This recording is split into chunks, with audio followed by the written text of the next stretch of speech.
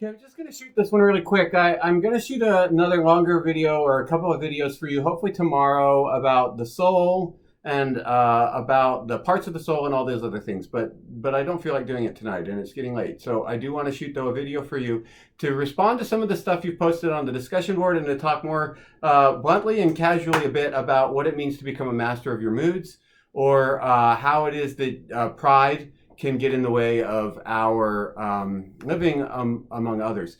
So recall that Spinoza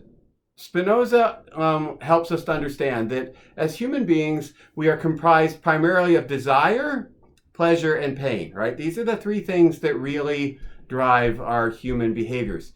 And pleasure and pain are species, or are the fundamental, actually they're not species, they are the fundamentals of love and hate. And because we get pleasure out of love, that's what love is, right? And pain is hatred, we tend to want to feel self-love. And therefore we tend to have a higher opinion of ourselves than we probably should. And that's pride. And because of pride, we are more likely to take revenge than to feel gratitude, because it's very easy for us to assume that other people have hurt us more than they will think that they have hurt us. We will see them as the cause whenever we can of any pain in our lives, and we will see ourselves as the cause whenever we can of any good things in our lives.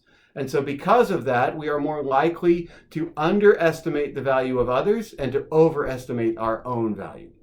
We tend to want to take credit for everything that we can, and we tend to minimize the sort of pain that we do to others, right? So some of your examples, I'm not going to point out anybody in particular, but some of your examples highlight this element of pride. And so I just want to point it out, and then you can decide whether it applies or not or whatever. Now, keep in mind, I'm giving you unsolicited advice. It's never a good idea to give unsolicited advice, because unsolicited advice will never be taken well, because people don't want to hear what they could do better. They will naturally not want to hear what they can do better. Nobody wants to hear this. Only at very rare moments, right? So if anything that I say offends you, I am very sorry. I am not trying to offend you, and we'll talk about more reasons why a reasonable person would never do anything intentionally to offend anybody else. But some of you mentioned, and this is, I think, a common dynamic in families, where everybody else is in a hurry and you're the one who is holding everybody up. So what I would suggest to you to think this through, and I'm going to use this as an example to understand pride and to understand how you can become a source of pain to others, and what a rule might look like to address that, right? So if you truly understand that you are annoying somebody else, right, then it is in your own best interest to stop doing that at whatever cost. Even if you think, and you're really likely to think, it's a mild annoyance, like, what's the big deal, right? They shouldn't be so upset over this. It's not that big a deal. Well, of course you're going to think it's not that big a deal, because it's you.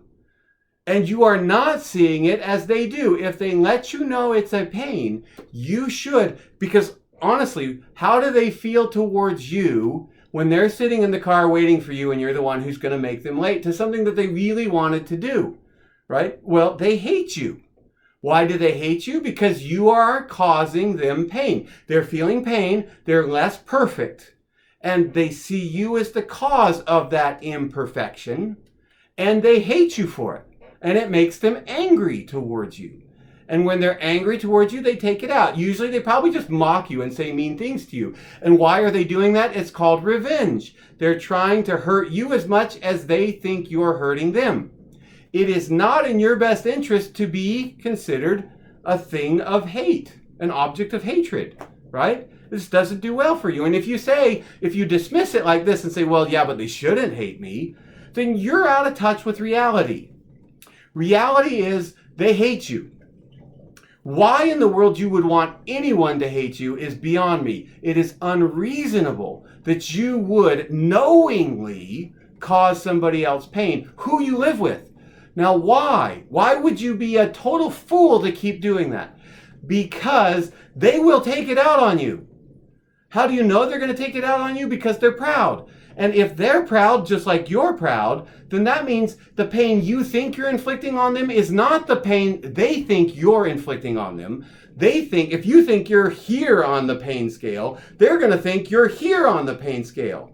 So they're going to hate you more than you think you deserve to be hated. And they're going to take revenge out on you. And you're going to be like, wow, you're making a big deal out of something that's not a big deal. Who's to blame for this? You should know by now that you live with crazy people.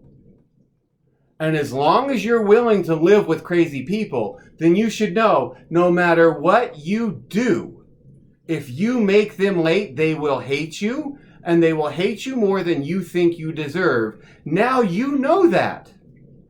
So now who's being unreasonable? You are, because you know that you're becoming a cause of hate and you do it anyway. If there is an ounce of reason within you, you would stop and think to yourself, I don't want to be a source of hatred to the people around me, because they will always get me back. They don't have a choice. They are passive in the process of life. They will just get angry and they will take revenge. And it will always be more than you think you deserve. So how are you going to stop that cycle? You have got to reverse your behavior so that where you were a cause of pain to them, you are now a cause of pleasure. Not only do you have to stop making people late, you have to help them to get there on time. You have to be now a catalyst for positive movement. That is, you have to take something that is a weakness of yours and turn it into something you're really good at. And you say, well, it's not worth it to me. Of course it's not worth it to you, because you're proud. And because you don't mind being a cause of hate to others, that's because you're crazy.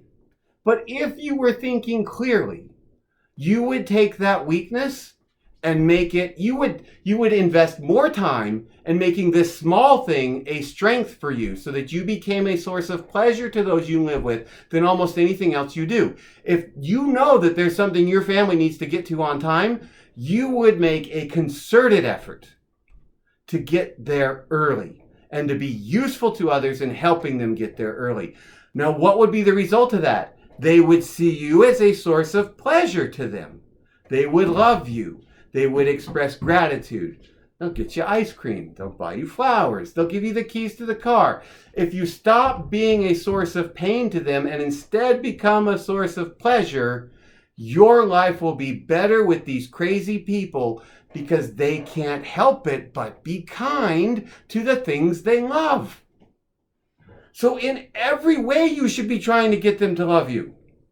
Especially, though, in those ways where they have already told you that they hate you.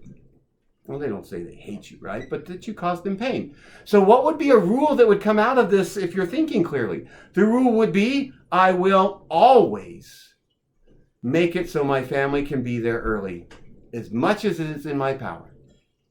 Right? I will never be late again, you might say, right? That would be another rule you would make. Because you would, if you're acting reasonably, set a rule that you're going to commit to memory and then practice until it becomes a skill. And though you may not care about being early or late, that's not what's driving the rule. What you realize is it is not reasonable to be a cause of pain to others. And so I will take every effort I can to make life easier on them, particularly in this little area, right? You know, you got somewhere to be? Just be committed to get there early. And you might say to me, Hiram, that's easier said than done. You're right. Of course it is. If it were easy, you would already be doing it, right? That's not what makes it something you do. You don't do it because it's easy. You do it because you have convinced yourself for your own best interests. This is reasonable and it's wise. And it will work out better for me if I can get this down right. So you practice it. And you look forward to opportunities to practice it. And then you review how you're doing. And if you screw up, then you fix it. Now, you're likely to just forget all about your rule. This is what happens. I gave you some examples of where I forget about my rule, and it causes me pain, and it causes somebody else pain, and then that causes me pain, right?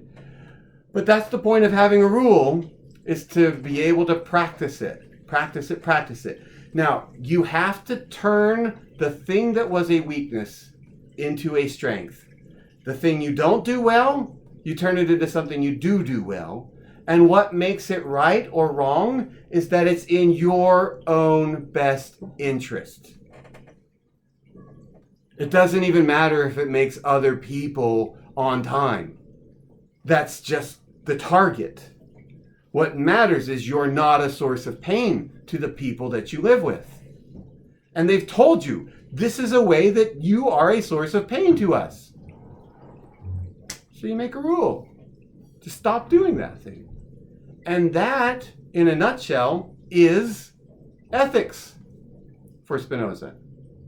Ethics is doing what's in your own best interest, living with the crazy people that you live with. Stop being the crazy person. And you change to become a source of pleasure to them. All right, that's enough for now.